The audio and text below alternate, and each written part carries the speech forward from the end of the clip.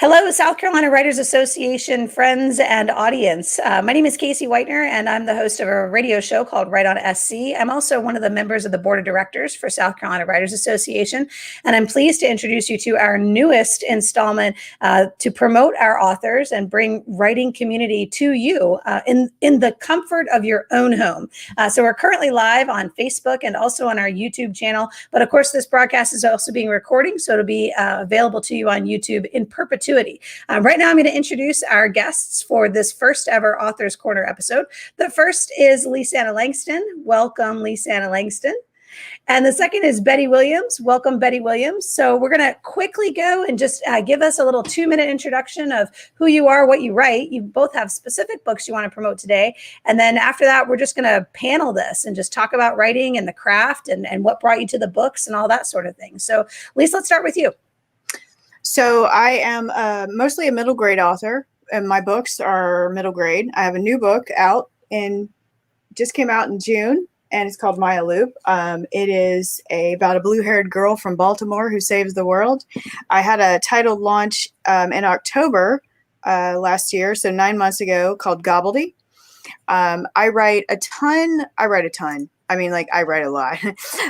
So I write a lot of short stories. I do write some nonfiction. I am published in lots of literary magazines, and I continue to be published in those.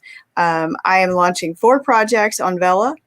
They are ready. Half of them are already uploaded, and I got the notification that I have to do the other half today. So I write across a broad spectrum. Next year, I have a new adult book coming out. So I usually write middle grade YA. This one is slightly more than YA, but all of my books tend to be in that range. And then all of my shorter pieces tend to be more literary and go out to journals. All right, good stuff. Well, listen, I'm excited about this because I think I might have misidentified you as a YA novelist. So let's think about the difference between YA and middle grade. That'll probably be the first question I have for you, so you can help our audience kind of understand what the difference between those two are. Our other author today is Bettie Williams, and Bettie is a romance writer, which I'm like perking up when I say that because I'm an avid romance reader. And so I'm super excited about that too. So Bettie, tell us a little bit about your background and about the book that you've got promoting today. Well, I've been writing since I was 14, so that's roughly about 30 years. I fell into it through a dare, believe it or not. Somebody said, no, you can't. And I said, yeah, watch me. Romance has always been something I've loved, even from as a young child. So I knew that was the genre that I was at least going to start writing in. And I like romance that's funny. So that has a tendency to happen as well. So my novel is The Rake's Tale, which is a historical Regency set romance novel. It took me a long time to be able to say that with any panache. Because if anybody asks, I always say, oh, I'm a trashy romance novelist, and that's what I do.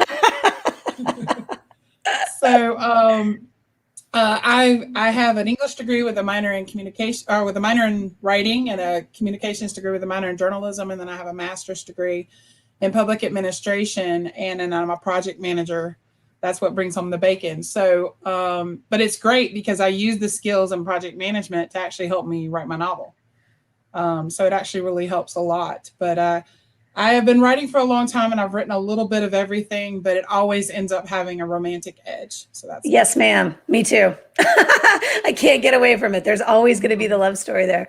So let's do this real quick. So let's talk, Lisa, about this middle grade versus YA and why you chose that. And then we'll hit again with Bettie about this choosing romance and the difference between a romance novel and maybe a novel that has a love story in it. Because I don't technically write romance.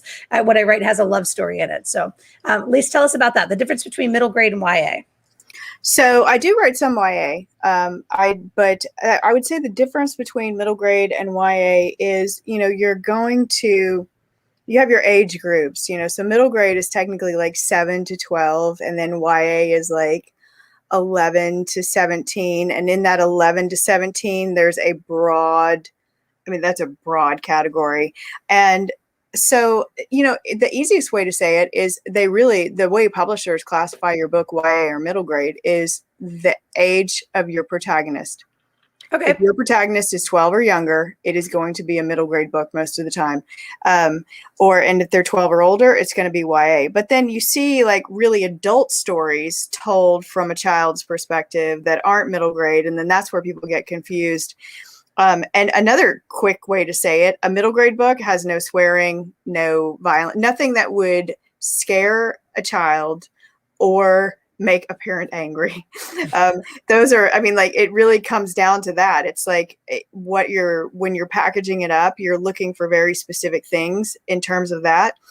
And then in terms of everything else, it's wide open. It's story. I mean, it's what I love about this book because it has a fantasy element, but I don't really write a lot of fantasy. I also don't read a lot of fantasy.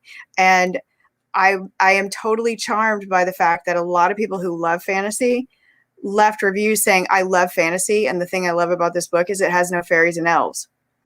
And everybody said, you can't write a fantasy book because it doesn't have fairies or elves. And I was like, but I don't want fairies or elves.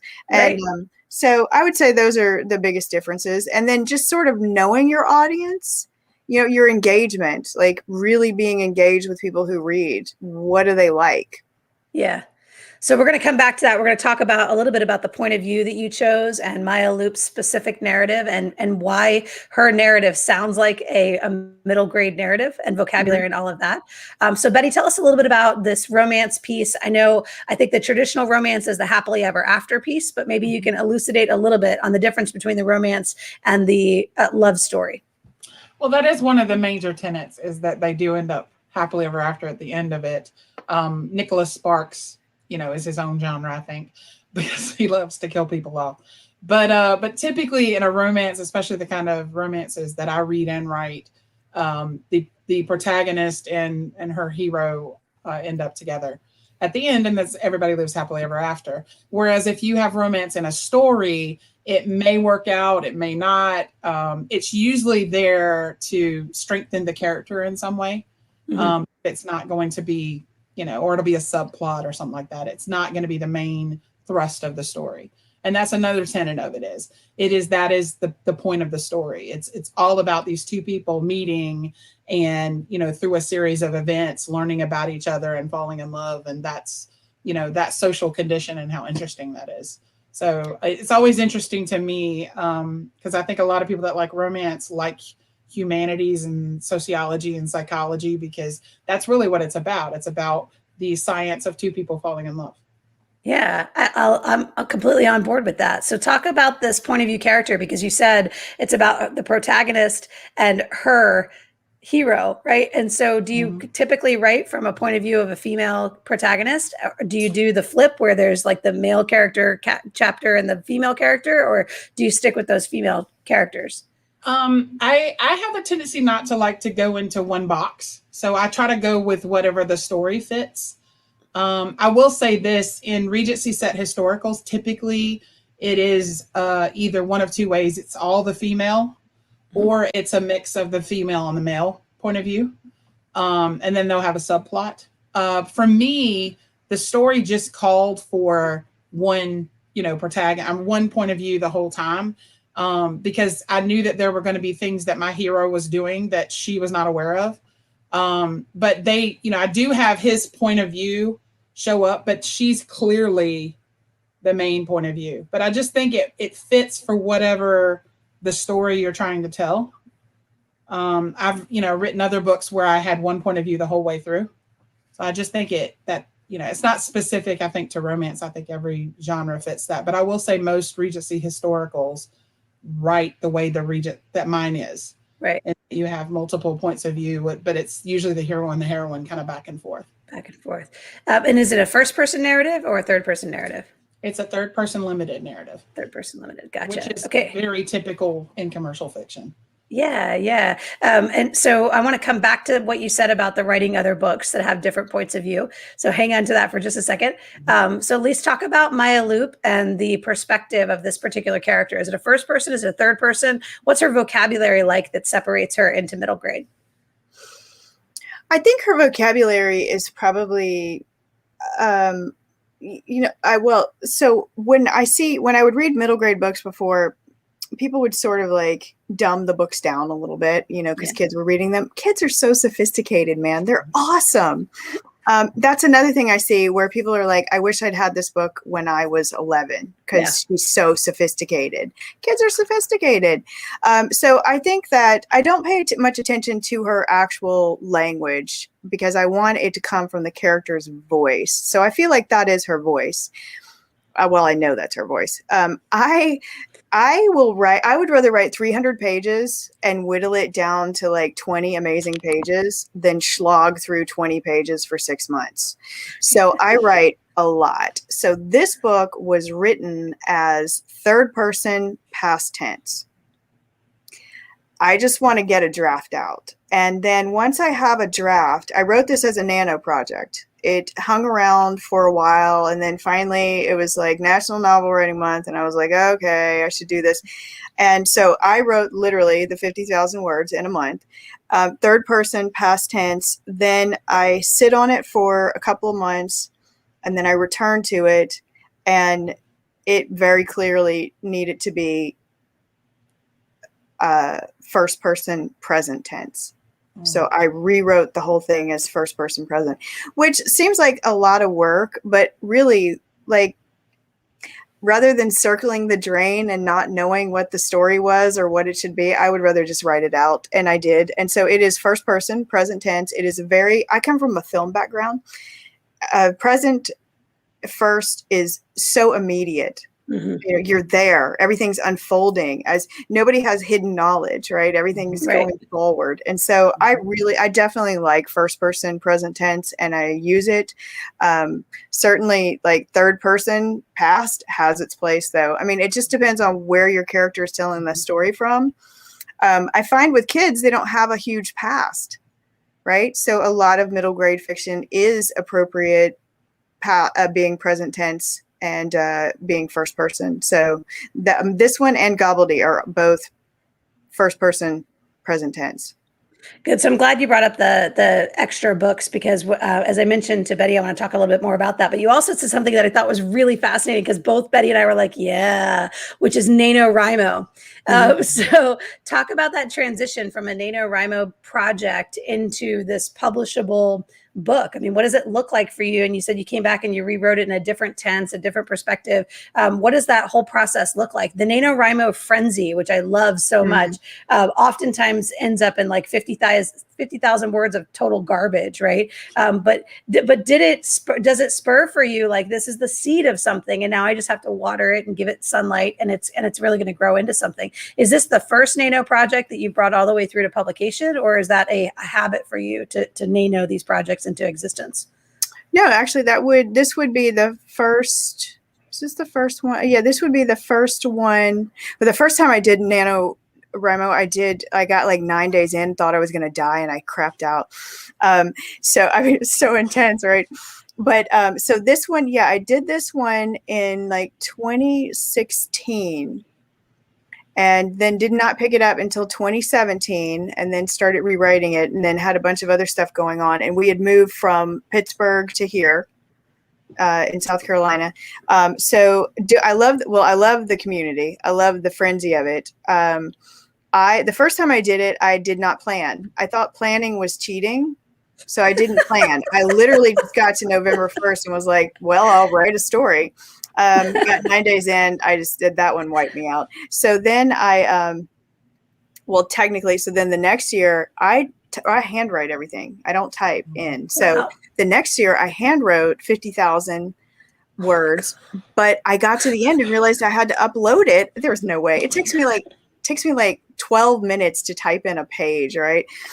And so I crapped out on that one. So this one, yes. So this one I don't outline. I do think that's cheating. I think outlining your scenes is cheating.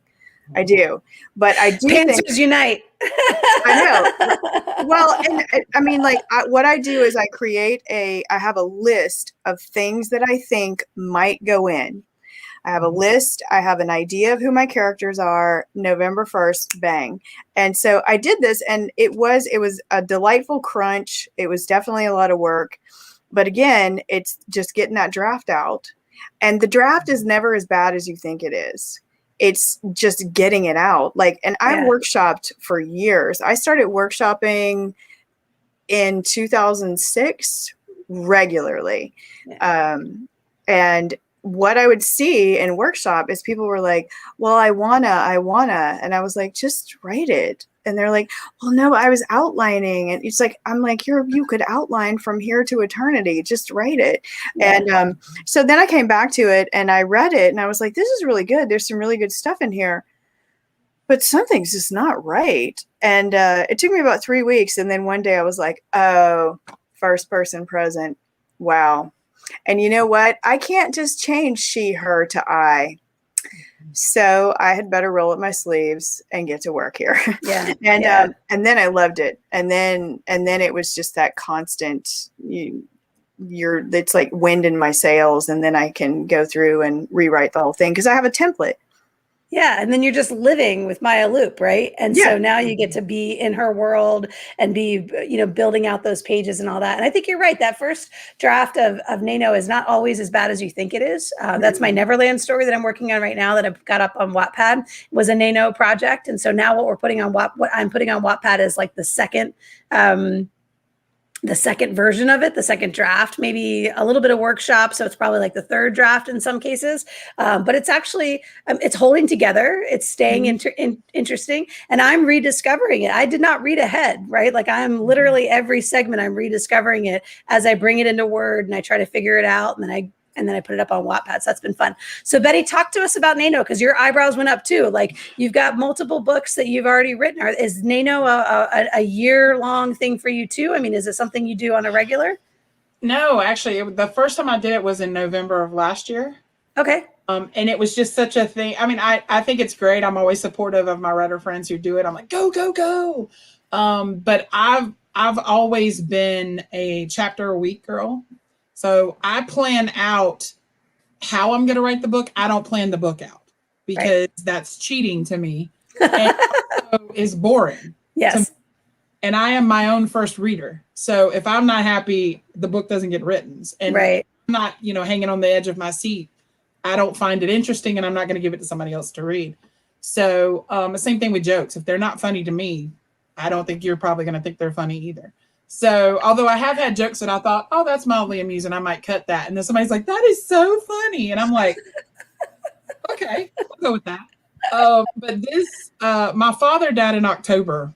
Oh, and sorry. I have a tendency, well, that's fine. Thank you. It's not COVID related, please God. But he passed away in early October. And I usually find myself stuck, unable to write when that happens because my emotions are tied so heavily to my writing. And so I wanted to kind of get out of the funk.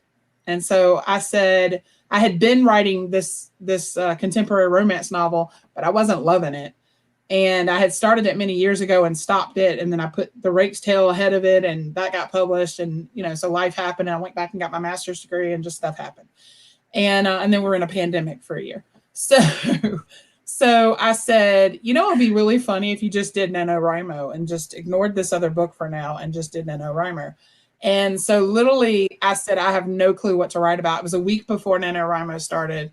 And I was like, how are you going to do this? And so I said, what do you want to write about? I don't know. And I literally wrote and did like a brainstorm or a map. Yeah. And I just wrote like everything that I thought was interesting, just things, tropes, genres, things in books, whatever. I want to see it, write it, theme, whatever. Yeah. And I ended up with like 55 things. And I said, okay, well, let's put them in a priority list. And I did that. And then I said, okay, could you make something out of like the first maybe 15 things? And I did. And believe it or not, it's a sci-fi book. It's not it has romance in it. It's not a sci-fi. It's not what I would call a romance novel though. Right. But it's a sci-fi book. It's going to be a trilogy. And I wrote the 50,000 words. I'm now at like 65. Nice. And 15 chapters in. But it's so you kept writing after Nano, after the month was over. Yeah. Okay. Oh, yeah. I'm still writing. I did take December to edit, and my critique group is reading it now, and loving it. And I'm really excited about that because they love The Rake's Tale, and it's a great book. But it's a very niche book. So like, people who read my novel are typically women like me and women who read a lot of romance and like a lot of historical romance, and that's a very niche genre. And Right. so this is very different because sci-fi, I'm not gonna have a lot of like guys going, "Oh my god, I loved your book. The Rake's Tale is the bomb," and fine. I don't get upset about it. My dad read it. I was shocked. I was like, "Oh my god, really great, Dad? Thanks." Look, if you had the same reaction I did when my dad read my book, I was like, I'm sorry. Like, did you there's read a the lot love of scene too? cussing. You did? Okay, Yeah, well that's yeah. awesome. It's like there's a lot of cussing, there's a lot of sex, there's a lot of drugs. Like, sorry, Dad. Well, and what's funny, as being a romance novelist, especially in my critique groups and in my chapter and everything, I'm the only one. So anytime they have anything that's romance related, like two characters are kissing, it has nothing to do with anything to do with romance. And they're like, Bettie, does that scene work for you? You're like the resident expert on. Are you writing a romance novel? Because otherwise it really doesn't matter. Although there was one person who did one and it was a love scene and I didn't know it was a love scene. And I went, that's bad. Yeah. If the romance author can't smell the love scene, you've got a problem. Yeah, we're in trouble there. No kidding. So let's talk through. So we mentioned a little bit about audience, right? Who's likely to read this book? Who is your target audience, right? And then I want to know what that early reader response was. That was my other question for you. And you mentioned your critique group, how they respond to it, and you're both workshopping this with other authors and getting feedback on it. What does it do for you to get that? Both the critique where they're saying like, hey, fix this, but then also the positive side, because we've had some conversation in our SCWA chapters about what's the right way to give feedback, what's the wrong way, like how does that process work for you? So let's start with you, Lis, because I know that you're working with a single person back to like a one-on-one, right? Their work and your work. But this week you came to our critique group, right? So you got a chance to be part of that group dynamics. So talk a little bit about that, about the feedback that you get and that you give and how that helps your process. Well, I started this because at the turn of the century, I had written a bunch of stuff and I sent it to an editor in New York, and he sent me a letter back. It was really nice. It's like, it's so odd when you hear back from editors, because usually if they're not interested, they just never say anything. And he sent me this letter back, and he said, "You are powerfully talented. You've got to get into a writing group, a writing workshop."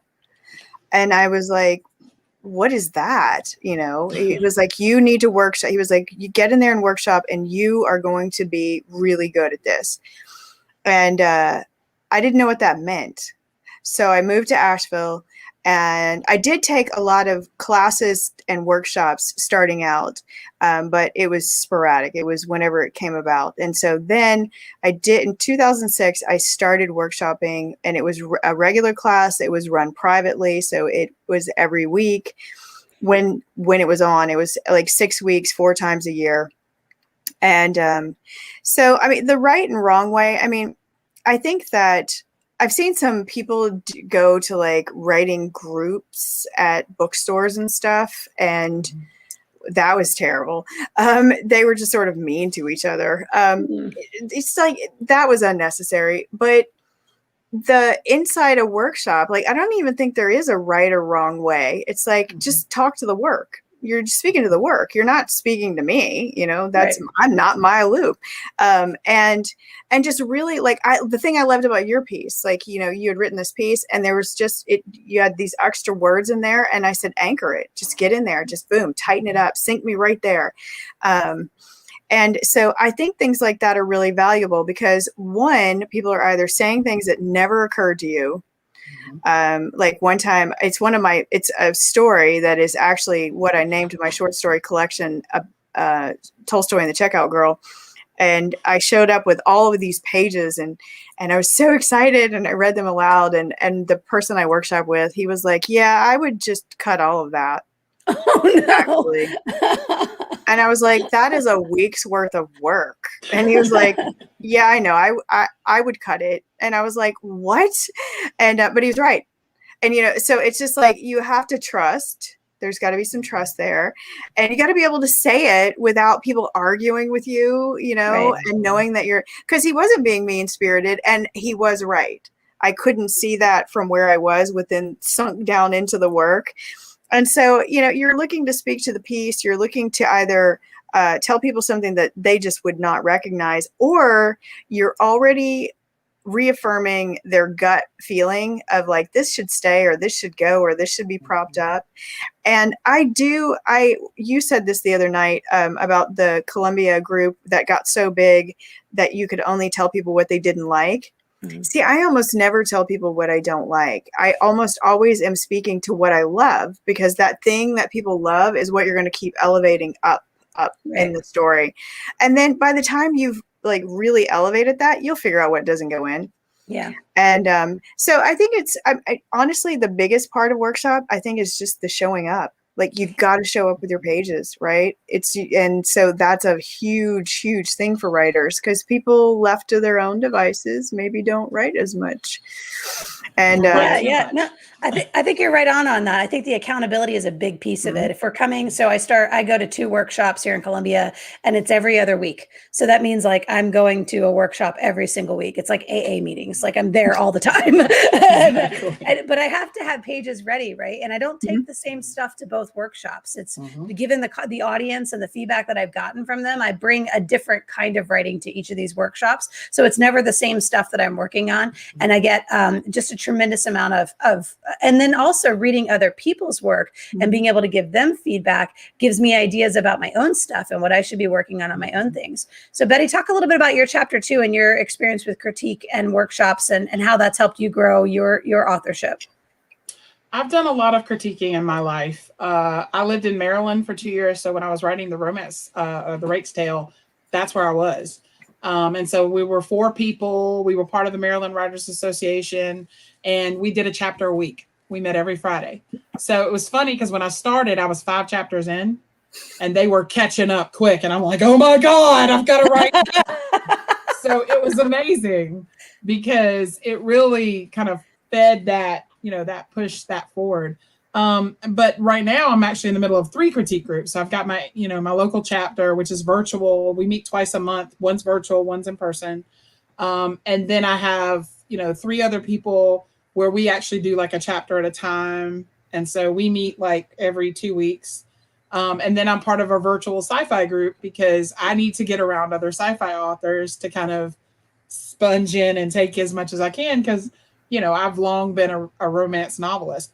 But speaking, to what Lis said, you've got to bring your, to me, I don't look at it as negative or positive criticism. And I don't really try to say, oh, did I say anything good? Because I think, empty compliments are empty. And, I want to hear the negative stuff. I'm fine with it. I'm an old journalist. Bring it. It's not going to hurt my feelings at all. If I don't agree, then I won't do it. It's not a big deal. Everything's a suggestion anyway. But I can't tell you the worst thing for me is to show up to a critique group and everybody go, it was awesome. And it's like, well, thanks. But the thing that I find most often, this is especially true of like new writers, they're just so in love with their novel. I think it is the best thing. And every person they know who are not writers typically think it's just the best thing ever. And it reminds me like America's Got Talent, when that kid goes out there and their moms told them that they can sing and they really can't sing. And you're just like, oh, Jesus. And it's my job to be Simon. Thanks. Yeah. And so in those cases, I don't go in with a wrecking ball kind of situation. But my group knows. They're like, oh, Bettie's going to get them. It's not even. Oh, no. And again, I just always come what I consider neutral criticism, which is where I say, okay, what I'm seeing is generally you're writing really overly complex sentences and it's killing your pacing and the reader's having to slog through it. So I've, given you some examples on how you can rewrite sentences. So go back and do that. Or, oh my God, please stop using so many exclamation points because all you did was scream the whole time. That's all I said. Or, hey, this scene was really funny. Maybe you can inject more humor here, here, and here. So I kind of treat, to me, those are general comments. They're not necessarily good or bad. They're just there for you to grow and learn. And that to me is the point of showing up, at these meetings anyway. And so, I'll look at it like this. It's a very symbiotic relationship. I'm bringing something to the fold and then I'm taking something away and they're all bringing stuff to the fold. And I can tell you this, there is no more greater support and encouragement than in a group like that, because they are fighting for you in your book just as hard as you are for them, and they're in your own book. So I think it's so crucial as part of the writing process. And if you're not in one, you need to get in one. Yeah, I'll agree with that. That's a great commercial for that too. And I think you're exactly right about that. That our novice writers, sometimes they are so attached to the work that they've done, and they do get their feelings hurt so easily. And it can be difficult to come into a writer's group and feel, but again, it's about the work. It's not you as an individual. It's not you as a person. Nobody thinks that you're being a racist. Nobody thinks that you're being, that you're, they're asking you about, where does this point of view come from? They're asking you about, have you really done what you need to do to flesh this character out so that it doesn't come across as a stereotype, right? And so, and it's worth it to be challenged that way, to become a better writer, which is, of course, the mission of the SCWA, is to make better writers. So I want to kind of go back on to one of the things that you guys mentioned, and maybe take this piece of it away. What is the best piece of writing advice that you ever received? And I'll let whichever one of you is ready to answer that right off the bat, jump right in. But the best piece of writing advice that you ever received? Well, as I told you, I'm starting to write, or I'm in the middle of, a sci-fi novel, and I'd never done sci-fi in my life. I had written many of romances, so I hadn't written historical romances before, so that took some research. But beyond that, I felt like I was still in the zone. But for this, I talked to a couple of sci-fi authors I knew, and I'm like, what do I need to know? Like, what do I need to know in terms of technology, and like, how much do I need to do, and how much is too much, and all this stuff. And they were like, calm down. It is not that different than romance in terms of all the sci-fi things, the technology, the aliens, all that stuff. It's all setting. And you just have to treat it like setting. It's the lamp in the corner. It's not the character. It's not the plot. And I was like, oh my God, you're right. You are absolutely right. And he said, so write the same way you always write, and do the research the same way you always do the research when you need to know something, and you'll be fine. And I went, okay. So the point was to just not take myself that seriously, right, and write the book. And I was like, okay. So that's really good advice, because I honestly think of, every time I think of writing a sci-fi novel, I think of that part in The Martian where he goes, I'm going to have to science the shit out of this. And I'm like, that is so far outside of my realm of capability. I would sooner write a historical fiction novel than I would a sci-fi novel, because there's just no way I would even be able to begin with the science, right? Well, and see, and here's what he told me about that, because I was thinking the same thing. It's like, oh my God, I'm not an inventor. I can't tell you what. And this is what he said. He said, all the stuff's been invented. It's either Star Trek or Star Wars. That's great, because everybody knows those things. If they're sci-fi, they know those things. And he said, so just play off one of those. So, communicator, you need a communicator. Well, play off of what it looks like in Star Trek, but go further, make it your own. Like, I could do this. Okay, sure. All right. I dig that. That's really good advice. What about you, Lis? I think it would come down to like what I have tacked onto my wall and the things that have stayed on my wall the longest. And so I don't read a lot of horror because it just terrifies me. But Stephen King said, talent is cheaper than table salt. What separates the talented writer from a good writer is a lot of hard work. And I wrote that down and tacked it to my wall and never looked back. And then Leonardo, because I come from a film and a photography background, so I have this whole artistic thing that comes with me. And I love William Blake and I love Leonardo da Vinci. And da Vinci was so fascinating because he was across a broad spectrum. I mean, he was like the true Renaissance man, right? And he said, not just an action, but an action that depicts a state of mind. Not just an action, but an action that depicts a state of mind. And I use that all the time because I come from a film background, so I'm working with scenes. Yeah. And, everybody's like, show, don't tell, but what does that really mean? Well, it means an action that depicts a state of mind, right? And so I constantly think, and that has been some of the best advice from someone who is 500 years old and dead that I've ever gotten in my life, because I use it constantly. And I would say those are the two, because the Stephen King one is definitely one of my favorites. It's great advice. Yeah. And I would add to that and maybe this helps too, Betty, as far as your sci-fi adventure is concerned, but I would just read in the genre that you're looking to write in. I mean, when I started writing my vampire novel, I did the first draft of the vampires, right? Like, this is just my version of vampires. Boom, here it is. And then I went into deep into vampire novels, and I read every one I could get my hands on. And some of them were, this is awful, I would never write this. And some of them were, this is amazing, right? And this is what I want, this is what I don't want. But then I was able to come back to revise the vampire novel with like, okay, I get the tropes, I get the lore, I get what I need, I have my packaging, right? But I'm familiar with what the expectations are in this genre. So even like middle grade has some expectations, right? YA has expectations. Certainly our genre fiction, our sci-fi romance has specific expectations, and vampire novels do too. And so one of the things I'm fighting right now with my developmental editor is he wants me to start with the origin story. I'm like, every vampire story on the planet starts with the origin story. I don't want to start there. And he's like, yeah, but that's the most compelling part. And I'm like, to who? Certainly not to somebody who's read every vampire story on the planet. And he says, yeah, but you got to think of your audience. They haven't necessarily consumed a lot of vampire novels the way you have. So be very clear about who you're writing for, and make sure that you're giving them what they're expecting. Right. So I would say that's probably the read voraciously, so that you know what the expectations of the genre are. That's been whenever I hear a writer say they don't have time to read, I'm just like, then you can't write. You I just read can't. all the time. Yeah, you got to make the time.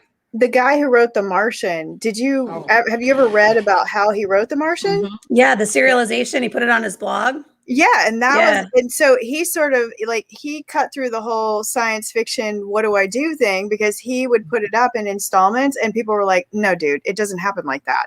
Yeah. And then he had time to go back and change it and rework it and then re-put it back up. And so he sort of utilized like workshopping online. Sourcing, exactly.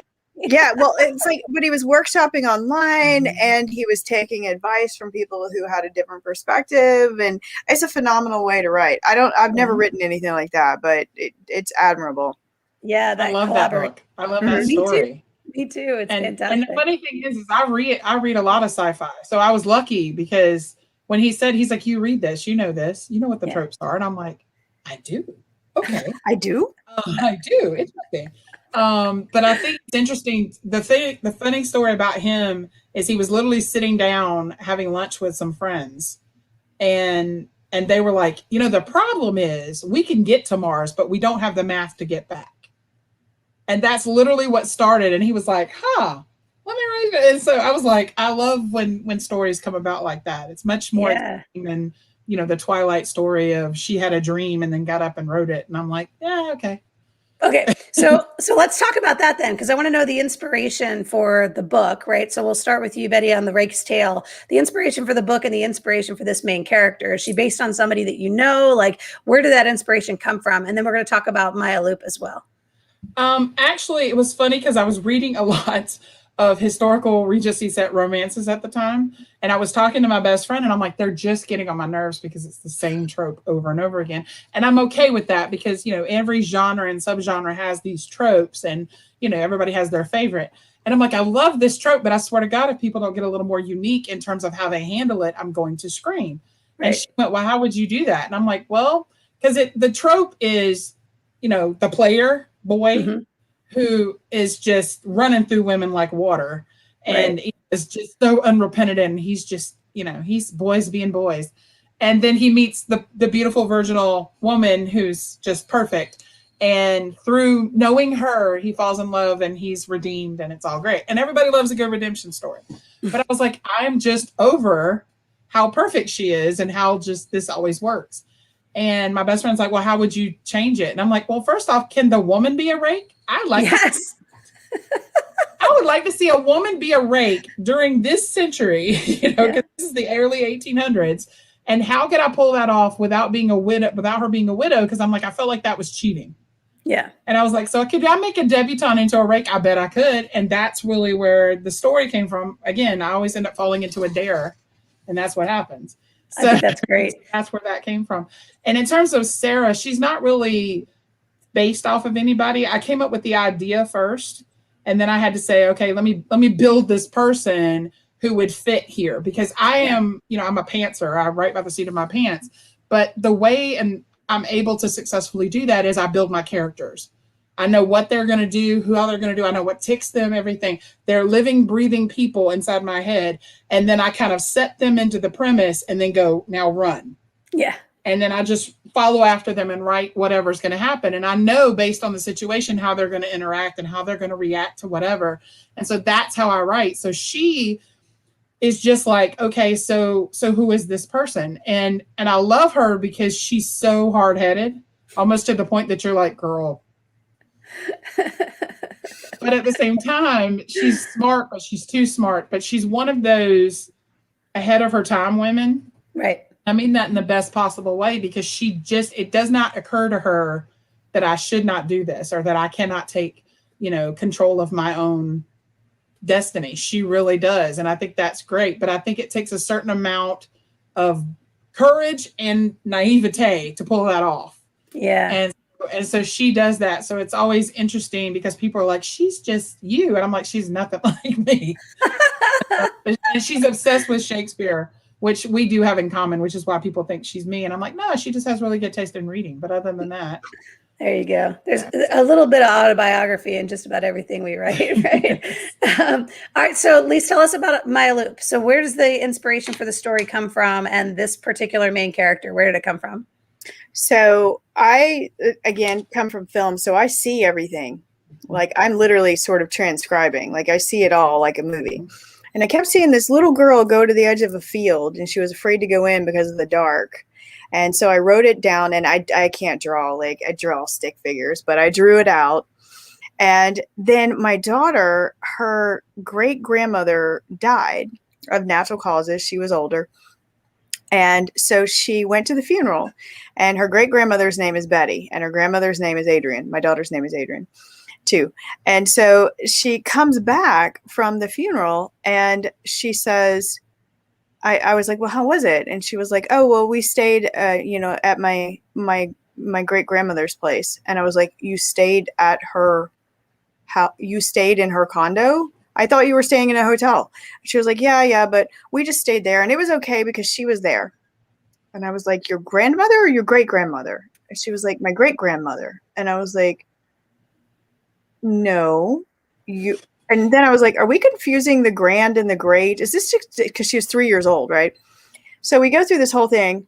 And she was like, no, my great grandmother there. Yeah, Betty, she was there. And I was like, no, you are confused. She died, which is why you went there. And you had a funeral and she wasn't there. And she was like, yes, she was. She slept there every night.